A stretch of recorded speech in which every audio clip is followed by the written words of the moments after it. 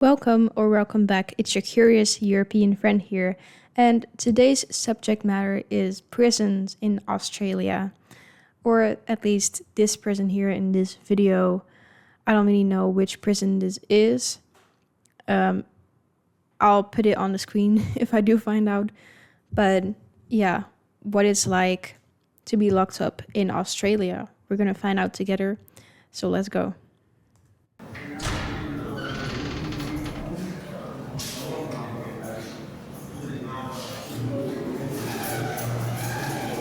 Why is there a pigeon?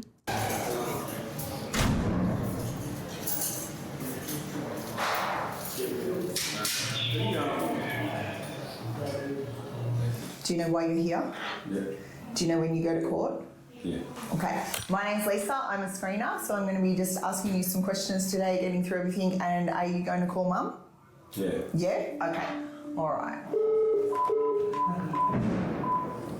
Hi, my name's Lisa. I'm a Services and Programs Officer at MRRC Silverwater Complex.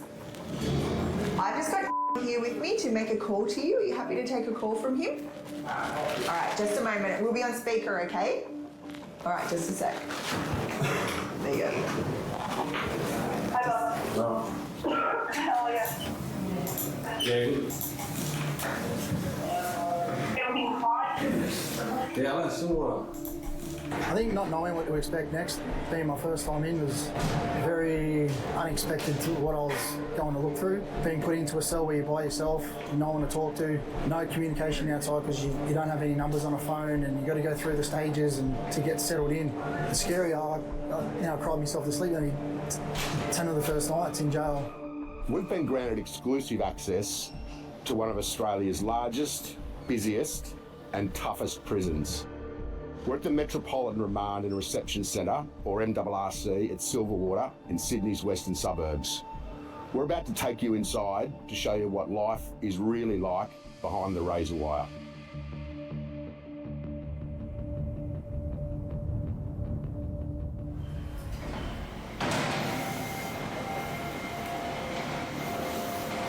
I guess they just answered the question of where this is.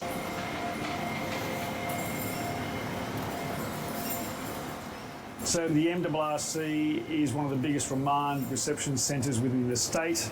We receive inmates from courts where they've been bail refused by the justice system, and they stay here till they actually attend court. So they could be here for anywhere up to 8 months, 12 months. Oh, so basically this is like the in between, the transition. 18 months, it just depends on their classification, which is in regards to their charges. So they may be remanded into the Sydney metropolitan area, so they'll be remanded to this centre initially before they actually go to court and sentencing, where once they're sentenced, then they're classified to another correctional centre within New South Wales. There are a vast number of inmates that come through within the centre. At the present time, the state is over 1,100, and we can go all the way up to 1,500 inmates. Is there any such thing as an average day for you? No. Every day is a different day. I can come here some days and things are run smoothly. And since I've been here, well, it's been a different day every day. And that includes 24 hours and 7 days a week. Pat Bird is the governor of the MRRC.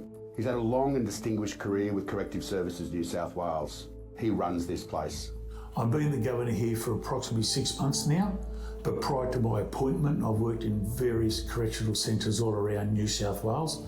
And prior to my appointment as governor, I was here at the MRRC for approximately 10 years as the manager of security. We had a helicopter that landed on the Oval. John Killick came in and dropped the helicopter on the Oval with Lucy Dudcote, and they flew out.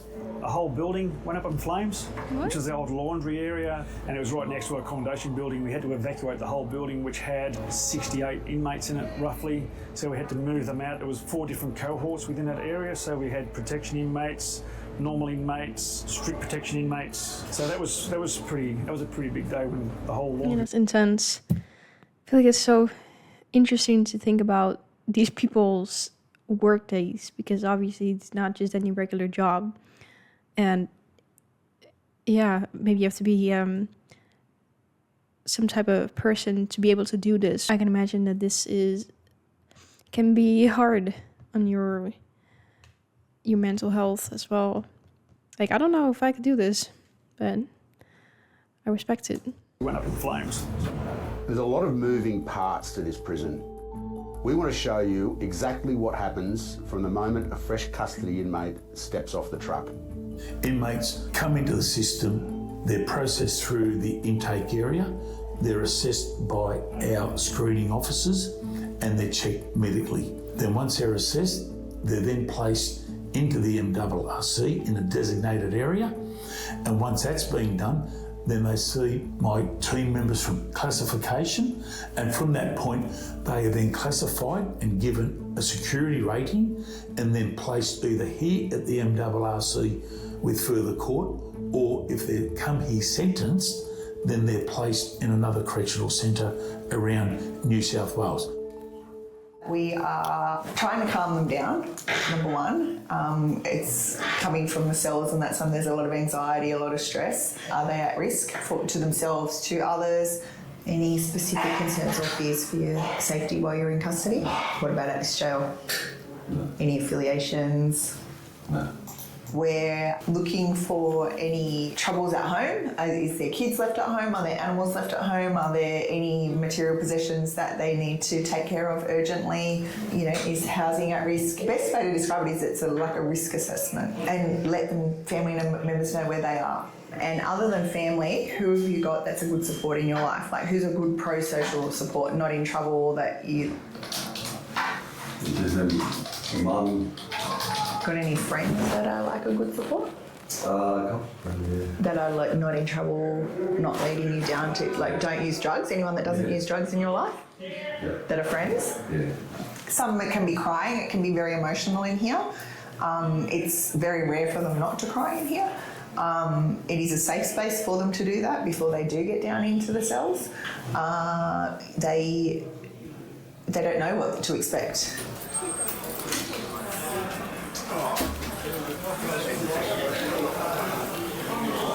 Yeah. Again, from like the standpoint of this woman who does all these interviews, I can imagine that's a pretty heavy job if you're dealing with that. So I don't know how they probably get training, right? How to deal with that and how to kind of let that go and let it stay at work instead of bringing it to home and just thinking about that. But yeah, from a prisoner point of view, a whole different side of crazy feeling, probably. But it was a real shock for me, to be honest with you. I was at Surrey Hills for a night, and from there I got told I was coming. like, I just think about, imagine if you're innocent and you're wrongfully convicted, or you were set up, or whatever the case is with, you know, these cases of innocent people in prison. That sucks. Oh my god. In here originally, I ended up at Park Lee, and I was hysterical. They were asking me all these questions, and I didn't really know what to expect. So I mean, it still sucks if you're not innocent, but then you did something that you need to do the time for. If you're actually innocent, it's like, why am I here? I took it on the chin, and I think I cried myself to sleep for the first 10 nights. It was my mum's birthday, to be honest, and I couldn't speak to her because I didn't have a phone. And it's just, once you get through that first month and you sort of you get to grips with what jail's like, and look, it comes easy, and then there's hard days as well. First time we're in jail, it's daunting and scary. But Honestly, these meals look kind of good. I don't really know what is in there, but it looks better than some other prison food that I've seen. Like, is that... You just warm this up or something? Is it like a tomato, pepper, or whatever? Is seafood? It kind of looks like one of those meals, these pre-made meals that you can buy at the grocery store and just heat up yourself. you know, if you put your head down and knuckle down, it gets a lot easier. And hopefully a lot of people learn from their mistakes and go outside and don't come back. We spoke to an inmate we'll call John. We can't use the real names of any of the prisoners or tell you why they're here. John works in the kitchen and is housed one out, meaning he has a cell to himself. I read a lot. I've read a lot since I've come in. Oh, that's all food. I was gonna say, like, why does he have more stuff than I do? I mean, that might be an over-exaggeration, but I'm very minimal. I write, I journal. Or, I how find do you say it? A minimalist? journaling clears my mind, so I put everything out on paper and then I feel a bit at ease. If you want to get through jail and leave jail in the right frame of mind, then I guess being active and working generally works well for a lot of people. The time starts at about 7 o'clock in the morning. The staff will then go down to their accommodation areas where they'll initially do a head check. And then once the head checks are all correct, they'll go around each cell to make sure every inmate is there and alive. And then once that head check's correct, then they'll do what's called a general let go. So they'll let the inmates into the common areas. From there, we all get walked down to work. And then after that, we do the milk runs to get the numbers, deliver all the milks to the pods. We sort of have a little bit of free time, about an hour. Most of us train outside to keep mentally and physically active. And then from there, we do lunches from 9:30 to 10:30, deliver them. Have another hour. That's lunch from 9:30 to 10:30. I thought they wake up at 7. How are they already having lunch at that time? Stack the dinners, load the dinners, send them out. Do they not have breakfast? Is that just milk, or I don't know if I missed it. Back to probably about 1:30, you get locked in at 2:30. And then that's, obviously you're on your own in your cell and you wind down, I guess, and go to bed. But yeah, it's good.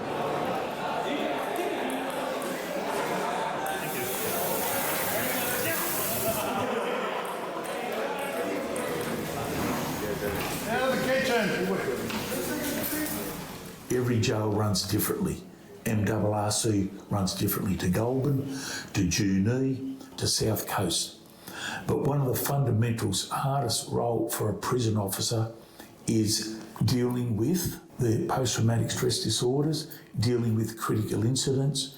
We could have a death in custody. We can have a critical incident involving an inmate being stabbed, or let alone an officer injured, heaven forbid.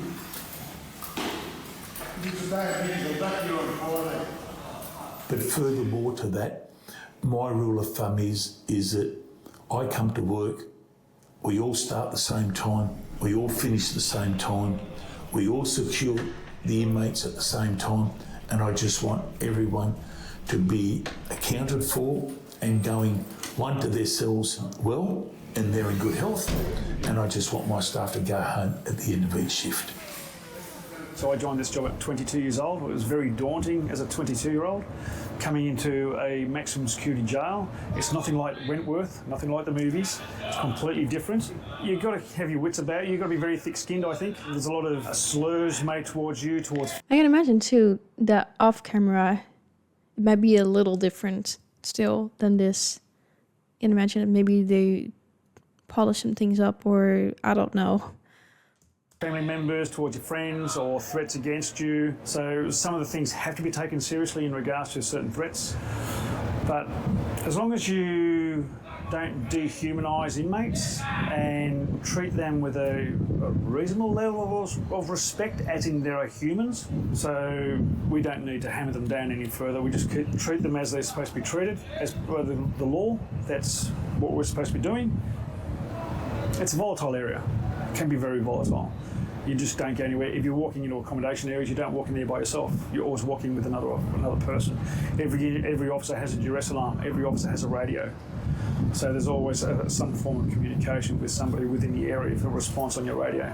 Personally, I have been here 7 years and I have never felt at risk, not once. We're a very, very close-knit team with the Blue and the nurses. It's a very one-team environment here, especially in intake. We have to be that way because we need to alert each other. If I had any inkling, I know that they're there within 2 seconds, like even faster than that.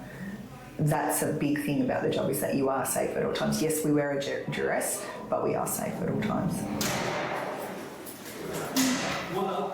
When someone is sexually Poor pigeon. What did he do? assaulted, we do have a protocol that we put in place straight away, and they're administered medical attention. I have no doubt it does go on behind bars, but a lot of people who have undergone some form of assault in prison reluctantly don't tell us who did it because they don't want to be branded as a so-called prison term as a dog. So that is a bit hard for us when that does happen. However, Yeah, I mean, that sounds very logical, because I can imagine the type of BS that you're gonna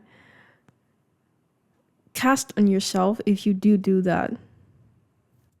we get in there, we try to help the inmates, we try to assist them the best way we can. I'm very passionate about women's issues, I'm very passionate about First Nations issues. And for those vulnerable groups, we do everything that we can to help those individuals out. We get to know who the people are and we ensure that we manage it the best way we can. And how do we do that? We put them in different areas of the centre, have set up different cohorts where they can all get on and hopefully live in harmony. The MRRC runs a pilot program for Indigenous inmates called Healing the Warrior in conjunction with Rainbow Lodge, an external service provider. 8 men are learning how to better understand trauma and its effect on their attitude, behaviour and lifestyle choices. Unfortunately, our society isn't that supportive of us as we move out of the system to empower our lives. We've got to work really hard to get that stuff. So just hold that in mind, but it's not impossible. It just means you're going to have to work harder. You need to look at, the service or systems need to look at how does change happen for men who are in jail who actually got trauma and being further traumatised. So you guys and the collective, all the men who've done this program in JM and here and Rainbow Lodge, like that collective might be the voice that says there needs to be more programs like this in jails. And for us as black men, we just should not be in jail. You know, we're better than this. All of you are better than this. This is not who you are. None of you are the sum of the worst thing that you've ever done. You're more than that. Your brothers, your sons, your dads, your uncles, your cousins, your footballers, you're all these other things. You're poets, you're actors, you're singers, you're, dancers. You're all these other things. You're not the worst thing you've ever done. And that's like, we forget that. We get caught up in our trauma and we forget about all the other things that we are, and we've got to remember that. We got to, and if no one else is reminding us of that, we've got to remind ourselves of that. I work in peer support. Yeah. I think I just muted it. But I feel like it's good whenever they do these support groups and stuff and they focus on rehabilitation, because if you don't, then I don't really see the point. Like, they're gonna come out, be even worse to society and just get back in there. Meanwhile, you're paying for them to be in there. So why not help them to get better? And once they get out, they stay out and they can have some form of life again. So yes, they did do something, whatever it is, but it doesn't help if if they don't get help and they just stay that way. And like I said, they're just gonna be worse off than they were when they got in. Like, I don't see the point of that. So I think that's good. These support groups and all. A few boys, and they've sort of lost communication with their friends and some family and some members, and it's tough because I got a good support behind me, which I'm lucky enough to have, and a lot of people don't. And if you don't have that support, then I think jail will be a lot tougher than what it already is. I'm not a big fan of prison movies, I must say. And I've got to say, I watched The Green Mile, and it was about compassion. And I've known I've known 2 prisoners who were wrongfully convicted and who did time for crimes they never did. We're paid by the taxpayer to look after offenders in our care and custody and to treat them with respect, and we have to with empathy, and we need to just take care of them because that's what we get paid to do. And you know what? If you can't talk to people with respect, with empathy, and if you can't talk to people overall, including visitors, I've got to say, you're in the wrong job. It's just how you talk to people. And there was a lot of, back in those days, people like Arthur Loveday and Barry Bull, you know, people that are just Roy Thurgar, and people who were feared, right under the Tom Domican, Abbo Henry. They're people that I spoke to, and you know, and you respect, and if you treat them right, they treat you right. And you know, then you had Nettie Smith, and they're different when they're behind the 4 walls and they're outside because they live here. But we have no choice but to get on with them and talk to them. So, like I say, you're better off talking to people than not. They can be terribly reactive where they'll say that they want to harm themselves because they think that might get them out into a hospital, but it's not. They're going to end up in here. They will go to all sorts of extremes because it's that stress level. It's that fight or flight, I guess. They don't know what to expect. In the last 12 months, has there been any major changes or incidents in your life? What's led you back down this path? Like, because you were doing well. Like, I wonder, do you just end up in a like isolation cell kind of thing with nothing around when you say that? 2022, so it's now 2025. What's happened in the last year? Just relationship. Yeah, so relationship breakdown. Are you using more drugs now than you were last year? Yeah. I've had a lot of friends and family come in and ask me what it really is like. It is tough, but again, you make it tough for yourself, it's going to be tough. You got to find things to do. If you can't read, learn to read. If you can't write, learn to write. There's a lot of things you can do to take your mind off being bored. You're going to tell yourself you're bored, you're going to be bored. You're going to tell yourself you run 100 laps, you'll run 100 laps. If you want to go the terrible way and be bored, you'll have a hard time in jail. It's the people you surround yourself with at the end of the day. If you want to surround yourself with a bunch of larrikins, then be my guest. You want to surround yourself with good people, then you'll find jail a lot easier. I think hugging someone is a big thing that we all miss in here. Your loved ones, your kids, your nieces, your nephews, your brothers, your sisters, your mum, your dad. I think that's the hardest thing for people to understand what it's like outside. Me personally, I've done a lot of growth for myself, and I've helped a lot of people in here, in jail. And for me to go outside now, transition my rehabilitation site to outside, I'm ready to do that. And if I get another year, then I get another year. If I get another 2 years, I get another 2 years. It's so be it. I can't change that. But there's no way around it. Yeah, I feel like your mindset matters a lot in this. Like you said, I can imagine you either get such a strong, you just develop this strength, and in how you talk to yourself and your thoughts, or you just break down and then you get the other end of it. So I feel like that's a very good point that you made. I can imagine makes a lot of difference. The next 6 months to a year, hopefully I'm outside. And to be honest, it's made me a better person. It made me mentally stronger. So I'm happy. I'm taking everything as a positive. I'm nearly sentenced, and hopefully I'm on the home stretch. At the end of the day, you're dealing with someone's son, someone's daughter. I'll let you go. Okay, Bob. Thanks for calling. Thanks, Bob. Love you, Bob. And we're always someone's son and we're someone's daughter.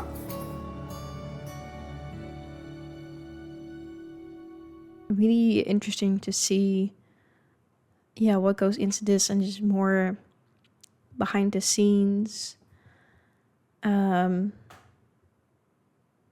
Also of the workers. I can imagine what yeah, a workday is like. So huge respect for them. And I'm glad to see that they're focusing, or at least seem to be focusing on rehabilitation, because I think, like I said, that's very important. And ultimately, the goal of prison. And I mean, yes, to also get justice, but in the end, to make sure that they don't do the stuff that they did again. At least that's what I think the goal should be. Let me know what you think about that in the comments below. And I'll see you in my next video very, very soon.